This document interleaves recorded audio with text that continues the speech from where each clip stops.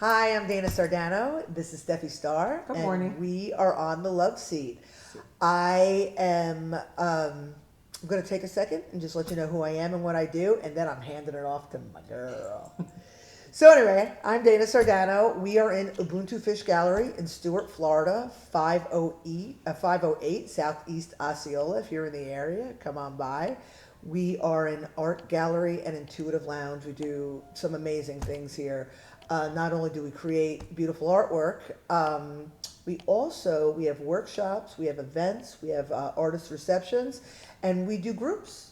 We do groups. We do intuitive groups. We do painting groups, channeling groups, breath work groups. And if you're looking for something different other than getting together with a couple balloons and a cake for a birthday, it's a perfect opportunity to spend some time with your friends and do something cool. So check out our website. I'm sure Steffi will put it in the. It'll be in the description. Yeah, I don't do that. I'm the IT. I don't do. I'm the just IT of the group. Yeah. So anyway, so that's that. I'm gonna pass you off to Steffi because at every turn, Steffi's got something cool, new, and interesting to share, and I can't wait. So I love you. Thank you for that introduction. I'm Steffi Starr. I am an altered states facilitator. I use a plethora of modalities and molecules in the natural world to help people access and traverse the terrain of the sub and superconscious, connect to the oneness, however you want to view it, term it. It's all part of our becoming and our evolution. And it's interesting, speaking of evolution, part of why I'm like the subject talker today is there's been a profound shift in my role as a altered states facilitator. And I am in the process currently of dissolving what I've built over a year and a half in terms of form and construct. I started I would call it a mushroom church. I'll just say it out loud now, finally. I love it. Finally. I love it. Steffi comes out. Steffi comes out. Yeah, we had one where you came Yeah. out. I'm like, I talk to dead people. So there it yeah, but due to the legality and the logistics of being in a fixed space, and I had to be very careful about what I said because we are beginning to understand the power of these molecules. Psilocybin has just been turned into a pill by Big Pharma, and it is now approved for use by psychotherapists. So we understand. When did this happen? Oh yeah, just 2 months ago. I thought you said Tuesday. Ann Arbor, Michigan decided to decriminalize psilocybin. Denver and San Francisco have done it already. The FDA has approved both MDMA, which is ecstasy for PTSD in soldiers, and psilocybin has been approved, and Big Pharma just rolled off with their very first psilocybin pill. So I do that work in a sacred manner. I come from on an entirely different direction. And listen, the molecule is the molecule, and it's going to get you where you need to go. But I am a very firm believer in the indigenous sacred traditions around these molecules in nature. I think once the hand of man touches anything, it makes it dirty. There's the consequence. And what I love about using these molecules naturally from nature, the way nature intended, in a sacred space, in a sacred set and setting, is the propensity for profound evolution of our species, ourselves. You can't avoid it. It's a no-brainer. I watch what has happened in my life. I watch what's happened to people in my lives who've engaged these molecules. So having said that, I did build up a location, a locale, a 3D expression of this work in the world, and very recently have been called, it's an emotional one today, I've been called away from the structure because in the year and a half that I have done this formally, I've done it for a couple years now, but when it became formal, I kind of thought, wow, this is it, this is what I'm doing. And COVID happened, and things have occurred that just have revealed to me over and over, I am not for the structure. The structure was a foundation, it was a springboard, it was a place to gather my skills and put together a panorama, a plateau of multiple tools. I love my toolbox. I feel like I'm the spiritual Home Depot. You need mushrooms, I got mushrooms. You need breath work, I got breath work. You need a silence retreat, I got a silence retreat for you.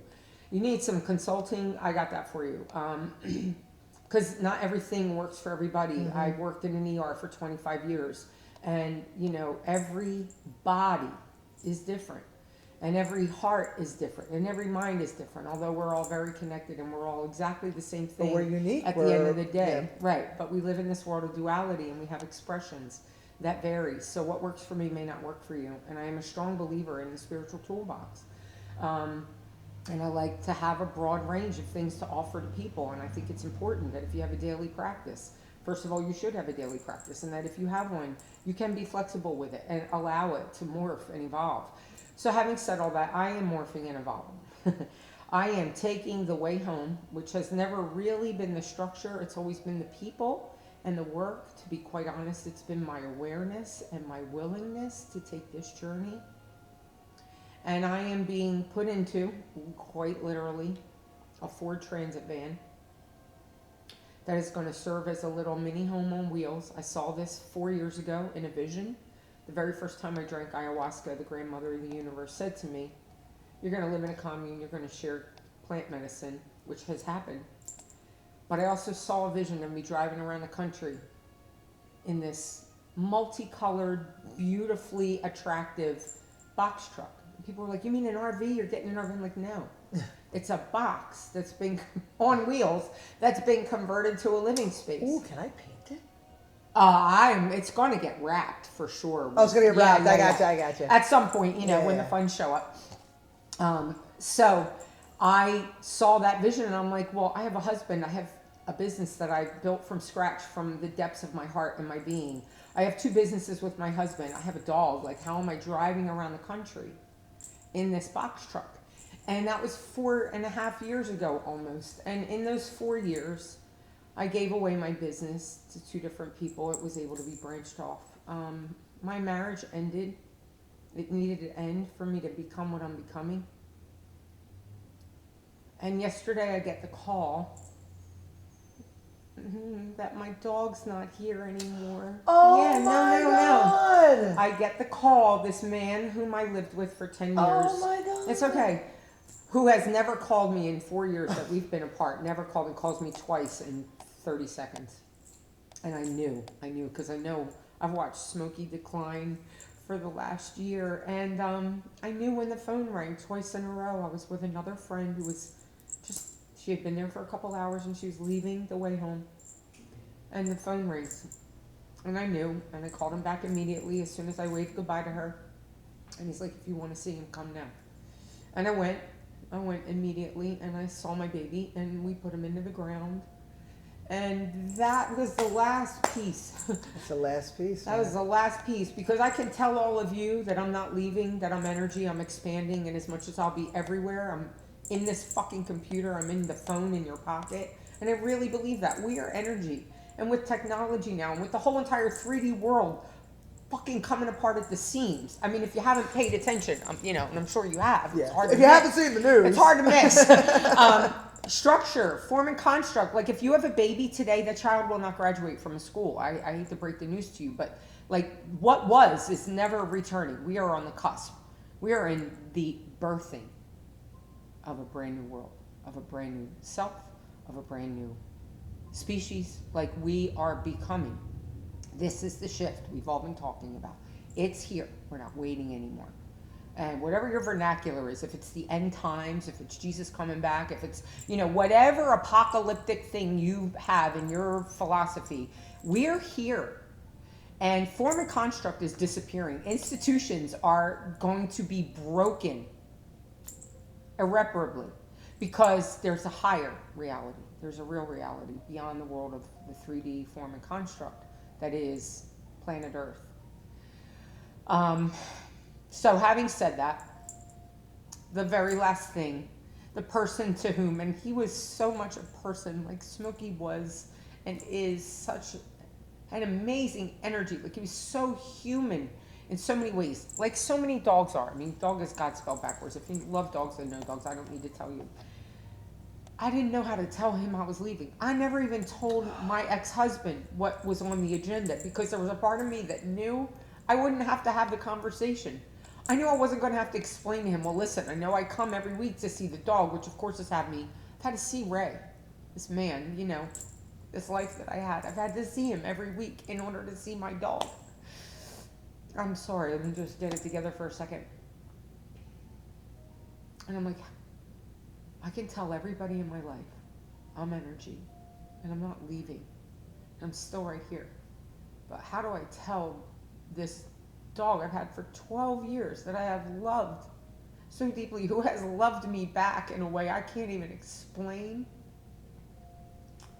And I didn't have to tell him, and I didn't have to leave him, because he left first, you know.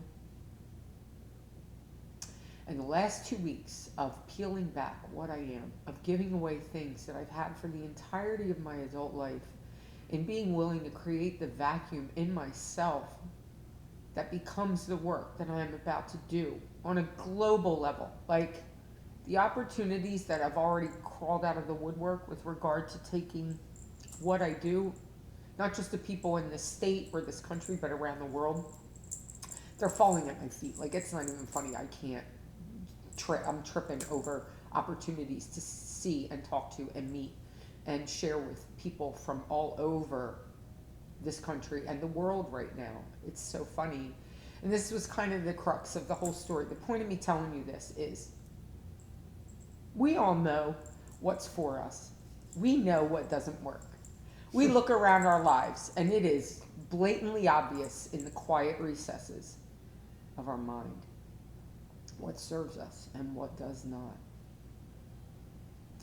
And when we know it doesn't serve us, you know, knowledge is responsibility. It's not just power.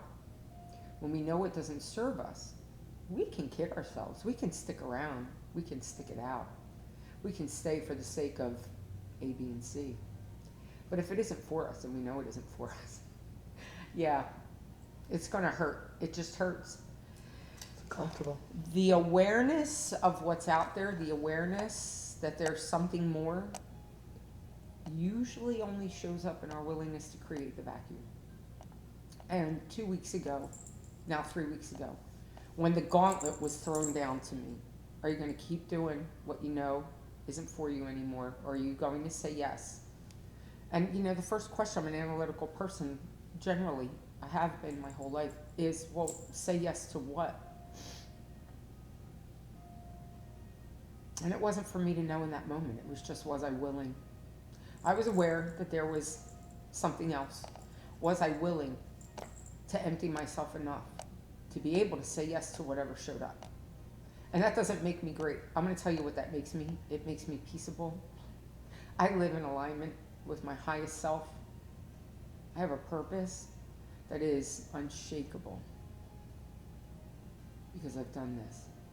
I've watched myself do this 2 other times in my adult life, to be quite frank. This is a no-brainer. As soon as I got over my initial question, it was, of course you're going to do this, because this is what you signed up to do. You came here to do this very thing. And then my darling sister here reminded me of the box truck that she didn't even know about. But what came out of her mouth was, you need a vehicle. And I'm like, holy shit, 4 years ago I was shown the box truck. So yeah, we already know. We already know what's for us. We know where we're headed. We know what works. We know what doesn't. We rob from ourselves when we don't follow the path that is our soul's path. And that's what I have to say for right now. I'm just going to stop because I want to let you chime in. I can't wait to hear what you have to say. You know, as you were talking up until like the last 30 seconds, I had nothing to say. I was like, you always have right? something to say. But of course, you know, I don't want to have something to say. I don't want to It's the love disappoint. seat. I don't want to That's disappoint. But 2 things came to me at the same time. One is, for those of you who don't know about my history, but you know, I was a teacher for a whole bunch of years, in all sorts of forms in education, and I worked in an Orthodox Jewish high school. I worked in Orthodox Jewish high schools for about 20 years, but I was in this one specific school for about 16 years or so. And the principal was once telling me something in the Torah, or as you may know, the Old Testament. She was telling me that we're going back when I first started, so it's really, really vague and nebulous, the piece of information.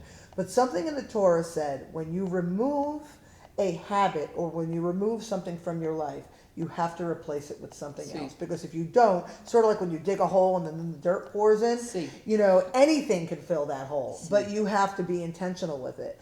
And you keep talking about this vacuum. You have to create the vacuum See. to bring something in. And it really resonates so loudly with me because it's something that I think it would benefit all of us to have an awareness, of this. You know, oh, I'm going to quit smoking, but now what? Well, now that I sit home at night watching and I eat cookies, right? You know what I mean? But maybe if I'm going to intentionally quit smoking, I will intentionally add walking in the evening. See. So you know what I mean? Right. So it's about really being more intentional of what we substitute when we let go of the old, right? Yeah. What you said was totally powerful about we all on some level know, but we ignore it or we think, oh, well, maybe I'm being too blah, blah, blah, right? Yeah. So one of the things that I also picked up along the way was this idea of, it's not even an idea of, it's like, duh, that's what it is, of our emotional guidance system. See. We take our emotions for granted because we numb them, or we're told we have too much of them or too many of them or whatever it is. But the real reality is our emotional guidance system is telling us what to do and where to go. And I know I've spoken about this before. So if you're feeling seeds of discontent, if you're feeling a little bit like, or you know, or no, you no longer like what you're doing. To give you a perfect example, I lived in Lauderdale by the Sea, beautiful little beach town in Fort Lauderdale. I lived there from 2001 to 2016. From 2001 to 2016, every day I would come home from work or wherever I was coming home from, I would drive over the bridge and I'd have the same thought. I live in the best place in the world. And then somewhere in the spring of 2016, I drove over the bridge and didn't realize that I was getting tired of fighting traffic because they were building, did a lot of building. Of when I go down to the beach, it wasn't this quaint little town anymore over those, 20 years or almost 15 years. They, built up hotels and they added new restaurants and there was a lot more business and it wasn't as quaint. And as my kids, they were little, they were getting a little older. I was afraid to let them outside. I was afraid to let them play in the street, whatever it was, right?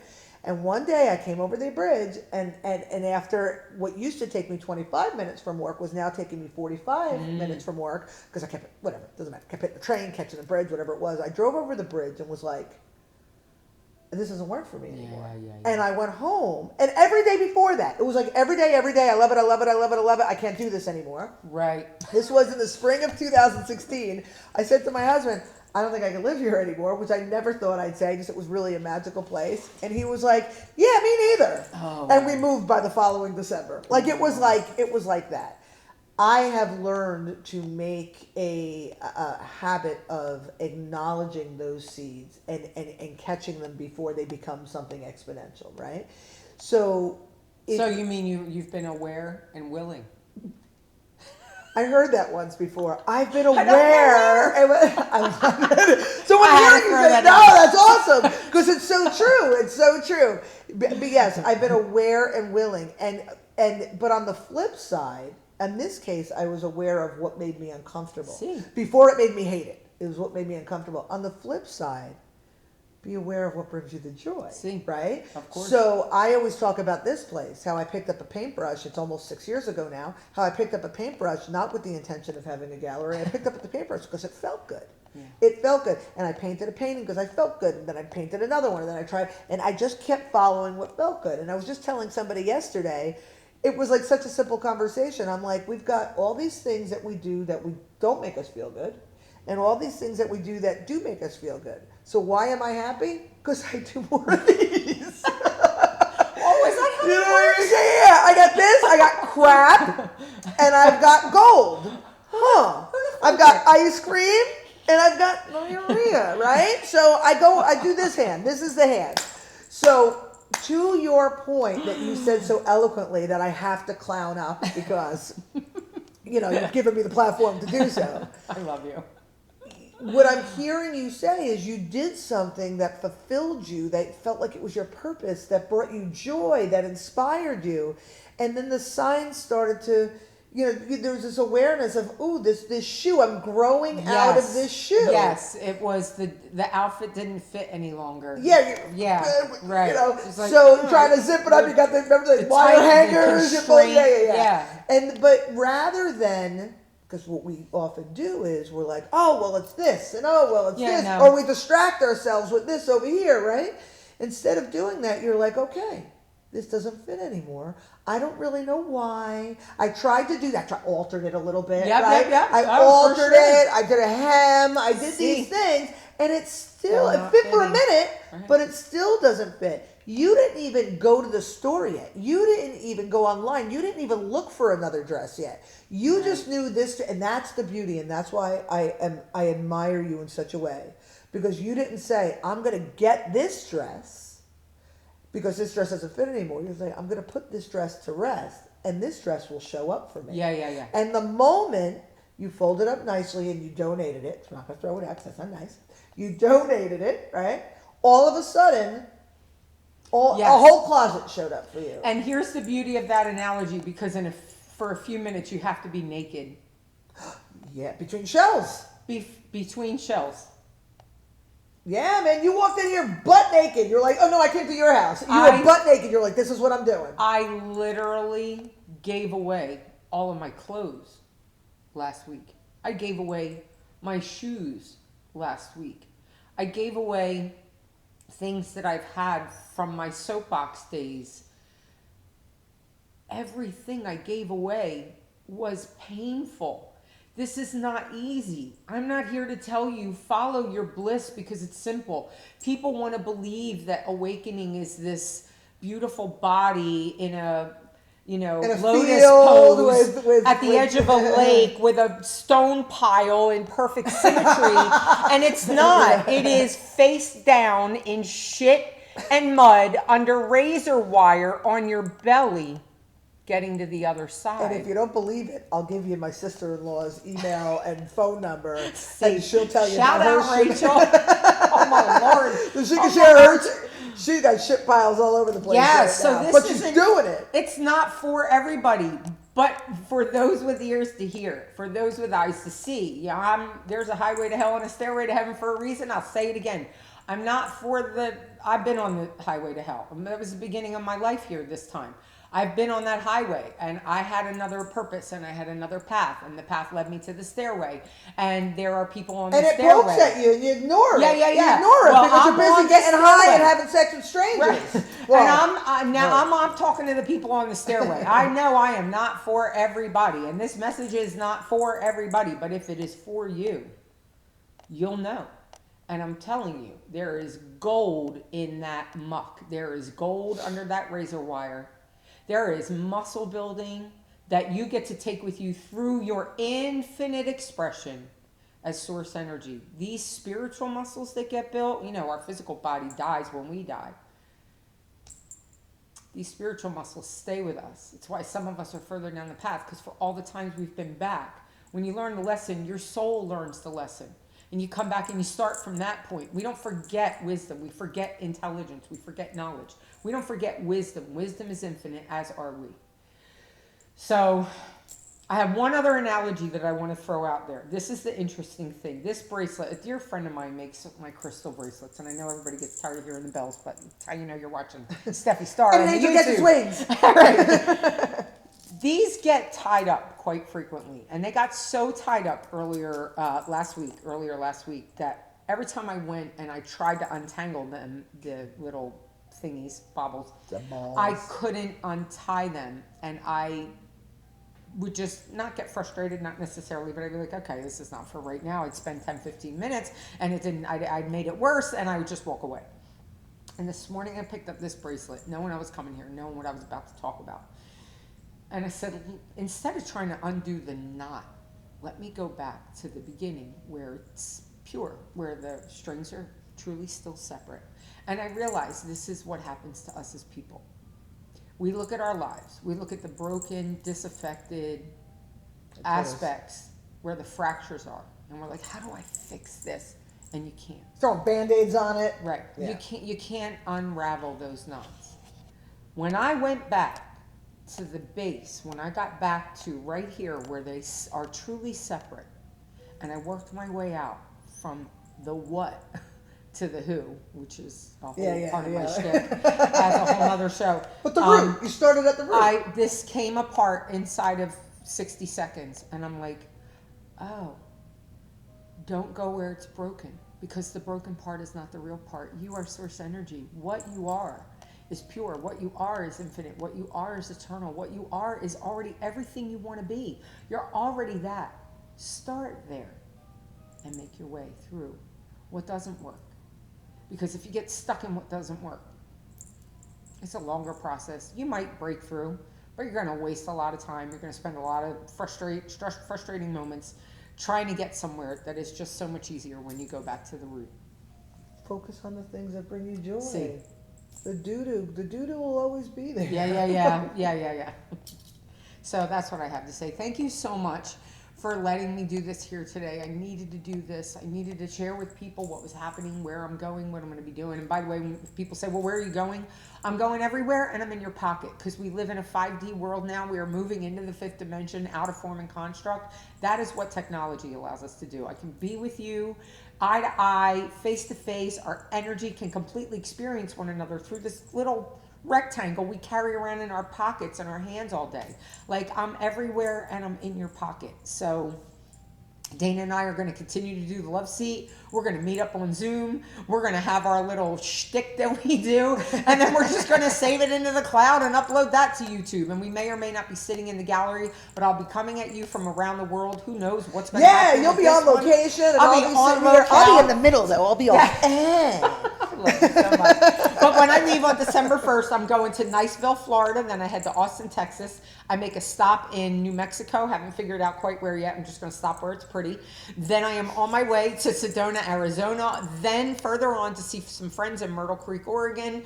And my last stop should be Vancouver, Washington. And I should be back on the Treasure Coast by mid to late January, depending on what the road home looks like. And I don't even know what the road home looks like, because my home is in my heart. I've lived at large before. I know what being willfully homeless is like. My home is here. I take it with me everywhere I go. So I'm going to be here, even though I'm not here, because that's the beauty of the 5D. That's the beauty of our technology. And yeah, use what we got. We got all this magic now. So my magic carpet ride is for real, a magic carpet ride now. And it rides on my breath, because I do breath work. It's the original spirit molecule. It's a beautiful way to alter your consciousness and experience the oneness. And I'm coming to you. I'm coming somewhere by you to do breath work. So yeah, check out all of our girls. All She's of our all info will be in the description. Yeah. Check out our website. See where we're at. Yeah. I'm doing a pop-up breath work here. 22nd of November. Yeah, 22nd of November. It's on both of our websites, so feel free to check it out and register. And we never do the whole, hey, hit the like button and no, subscribe, blah, blah, blah. And clearly, if you see how many subscribers we have, we don't do that. Hi, 6 of you. Yeah, so perhaps if you have nothing else doing and you felt like pressing the button so other people can also see what we're doing here, that'd be super cool. It only took us 6-8 months of doing this for me to muster up the courage to ask you to please press those buttons. Well, we still both secretly only do this for each other. Yeah, I know. We have such a good damn Yeah. time that it's like, I don't care if anybody watches. We're going to do it anyway. It's good for the soul. So I thank love you. We love you. Thank you. Thank you for having us. Yeah. And spending some time. yeah. We love you, and we'll see you out there, literally or figuratively.